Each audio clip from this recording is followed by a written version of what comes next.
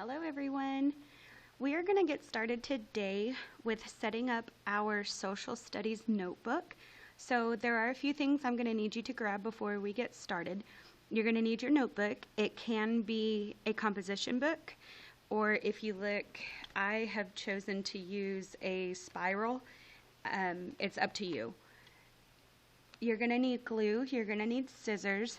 You're going to need crayons or colored pencils. And then you're going to also need your handouts for day one from Canvas if you choose to do the actual documents where you download and print them. Otherwise, you'll just be writing this information in your notebook yourself. So I'm going to give you some time to go ahead and go gather those materials, and then we'll get started. Okay, continuing from there, when you first open up your notebook, this is how we're going to organize it. You'll see that the first page is your table of contents. Now, I've got the PDF version of this, so you can choose to print it out and glue it in. You could just write in your notebook, create this on your own if you would prefer. It's up to you, whatever's easiest for you. If you look, the file also has, this one says Social Studies Table of Contents. There's also a History Table of Contents. You can use whichever one or title it whichever you prefer. And all I did was put the glue down on the sheet underneath and then laid this on there. If your notebook isn't as large as mine, you may need to trim it, or you can just go ahead and, like I said, write this information in here on your own. On the back cover, or the back of the front cover, I should say, are these sentence stems. And these are just ways that you can begin some of the things that we're going to be talking about in social studies this year. These are appropriate ways of responding to things using complete sentences. So we'll be gluing this on the back side of our front cover. That way it's always right there for you to look at in case you're struggling to figure out how you want to start whatever it is that you're saying. Now, the next thing that we're going to do is we're going to start to number the pages of our notebook. We only write the numbers on the bottom right-hand side of the page. And we don't number both the front and the back. It's not necessary. So what you'll see, I have my table of contents, and then I left 2 pages blank so that I can add more to the table of contents as the year goes on in case we fill this up. So skip 2 pages. You've glued this in, or you've written this in yours. Then you should have a 1 blank page and another blank page. At the bottom right-hand corner of the next page, you're going to put the number 1, because this is going to be your page 1. I know it's not the first page of the actual notebook, but it is the first page that we're going to be writing down, documenting in our table of contents. Again, you have a PDF version of this History About Me. You can choose to print it out like I did and glue it in. Or if you'd rather just write this and design your own, write it in your notebook, you can do that as well. There are 2 different versions of this. I completed the History About Me. There's also a Social Studies About Me. They're a little bit different, not a whole lot. You choose which one you want to do, and then you're going to go ahead and make sure that you complete that as well.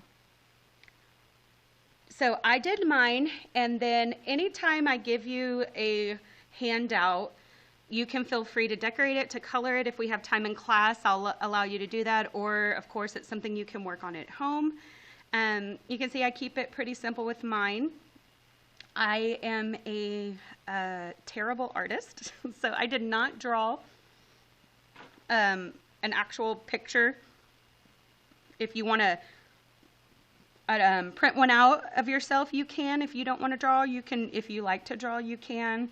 whatever you want to do, you can add to it. So for example, maybe because I love music, I'm going to draw a couple of little music symbols here. Whatever you want to do. It's not super important, and this isn't art class, so I'm not going to be grading you based on that. And then if you look here, it says things that you want to learn in history. In 4th grade, your history is centered around Texas history. So think about things that you would like to learn about Texas. Now this is pretty broad. You can, whatever comes to mind, or you're like, I would like to know more about, and then just, you can bullet point it, you could number it, however you want to do it. Some of the things I listed were important people in Texas history, significant events. I would like to know more about Texas independence and any wars that were in Texas. And then more specifically, if possible, I would like to learn more about the history of our area, the area that we live in right now. It also asks you about your favorite point in history. So think about anything. It doesn't have to be your favorite point in history since you've been alive. It can be, anything that you've learned about. For example, I love learning about the 60s and the 70s and the civil rights era, particularly the women's liberation movement, and when women were beginning to basically fight for their freedoms, their right to vote, etc. And then down at the bottom, you're going to do your timeline. You can see mine's a little bit messy, but you can follow it. Each point has the date. I tried to kind of alternate a little bit. I went from, obviously the first most important thing about me was when I was born, and I put 1985. I was born in Fort Benning. I might want to add to that, Fort Benning, Georgia. I put important dates. Okay, so significant dates were anytime I had to move to a new state or a new country. I wrote that down. I wrote down the year I graduated high school. Now you haven't graduated high school, so I know you won't be including that. But any important thing that's happened in your life, you can put down here. I would like you to aim to have at least 5, okay? You don't have to have a whole bunch, but try to get at least 5 important things.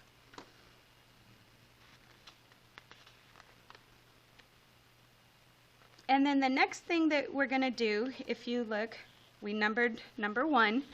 Now when you flip, I went ahead and numbered the next page number 3. Notice I'm skip counting. Okay, and I'm doing odds. This is page 1, so this is going to be page 3 because the back side will be 2, but we are not numbering 2, only 3. 1, then 3, then 5, then 7, then 9, and keep going. Skip counting your odd numbers. And I just stopped at about page 21. Now we can continue later on as we fill it in. We'll just make sure that we're numbering the pages as we go. Now, anytime we finish anything, we glue it in here. We want to make sure that we're going back into our table of contents, and we're writing down whatever it was that we were gluing in. So page 1, it was titled The History About Me, so that's what I put here, History About Me, and it's page number 1. The next thing is going to be maps, and they're going to start on page 3. And notice I put a dash, and it's blank. That's because it's going to take up several pages. I don't know how many yet. So I'm just leaving that blank, and I'll fill that in once we're done with the page number that it ends on, and then we'll start our next topic.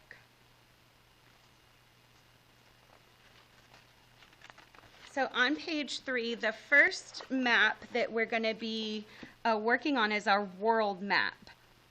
Okay, now this is something that you will probably want to print out. If you want to try to draw it, you can go ahead. Again, I'm not a very good artist, so I wouldn't attempt that. But we're going to be filling this out together. We're going to be going through a PowerPoint and using that to identify the different continents.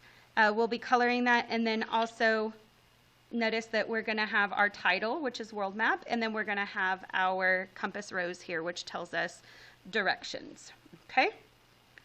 So I'd like for you to go ahead and get that taken care of, get these glued in, and then we're going to work on this later on. We'll have another video where we go through and talk about the different continents, etc., together and fill this out basically as a way to take notes.